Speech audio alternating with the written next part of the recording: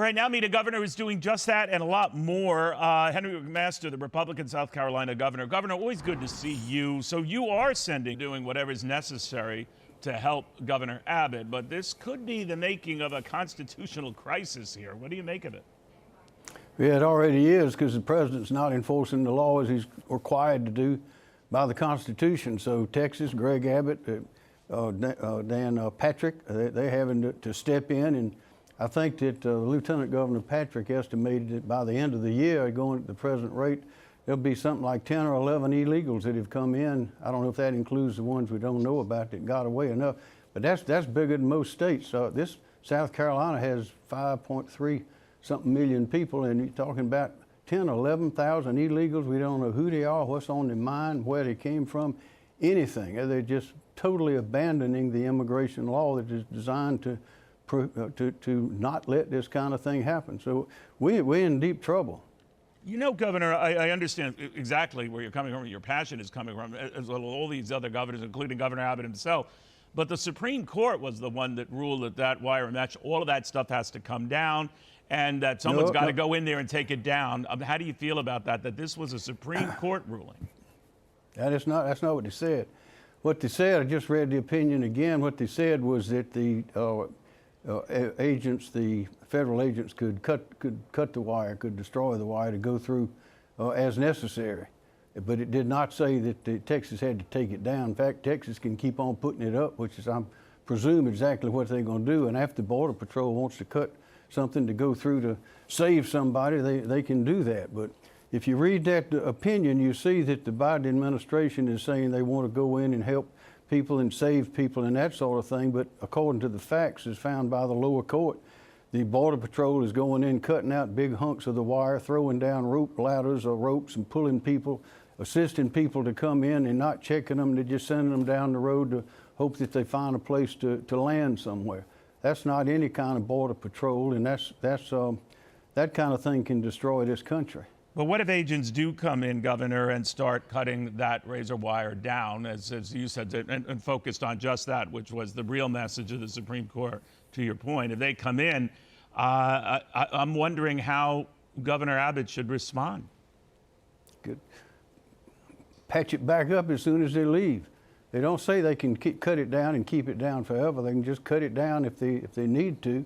It reads like a temporary measure, but again, does not say that Texas can't put the wire back up. But this is ridiculous for the state of Texas and anybody else to have to be doing all this. Clearly, under the Constitution, the executive, the Biden administration, the U.S. government is supposed to be protecting that border, and the Constitution also says that if they don't, and that we're having an invasion, which of course this is, it looks like, then the states can act. So that's what Greg Abbott and the state of Texas are doing. We're 100% with them. But I cannot understand, and I don't know anyone who can understand a good reason why the Biden administration is simply abandoning these borders. We don't have borders. Neil, we've even had reports, we can't find any details on it, of planes coming in at night at the Columbia Airport and a bunch of folks getting off and hustling back there's no identification on the planes. There's no knowledge about law enforcement. We've tried to find out if aliens are coming here.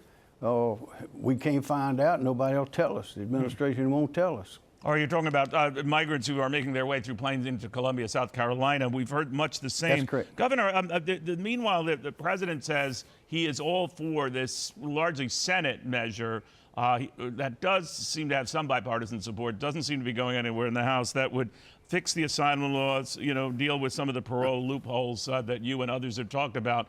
And the president has indicated, you pass that, I'm going to shut down the border the very day I signed that. But of course, there are big caveats to that, that it wouldn't be a complete shutdown. What do you make of it?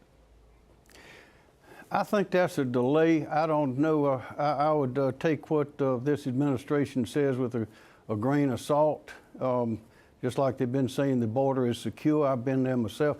When I went there just in 2021, shortly after, I think it was April or so, we went to, I think it was either Del Rio or El Paso, and saw the wall that President Trump had been building.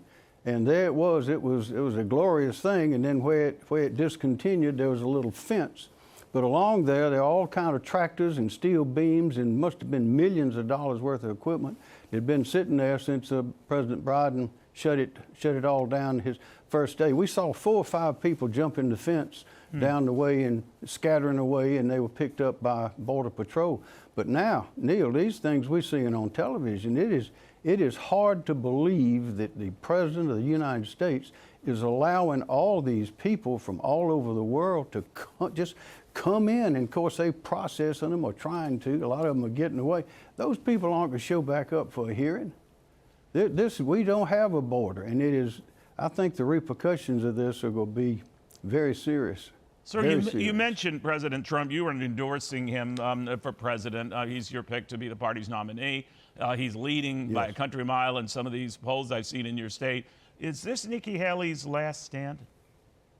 Oh, I don't know. I think President Trump is going to win South Carolina handily. I think he's going to go on and win most of the other states by big margins, and I think he's going to be the next president. But we have, as you know, we have a history here in the Republican Party of picking the nominees. We got it right every time except one since 1980, and we're ready to do it again, and that's going to be Donald Trump.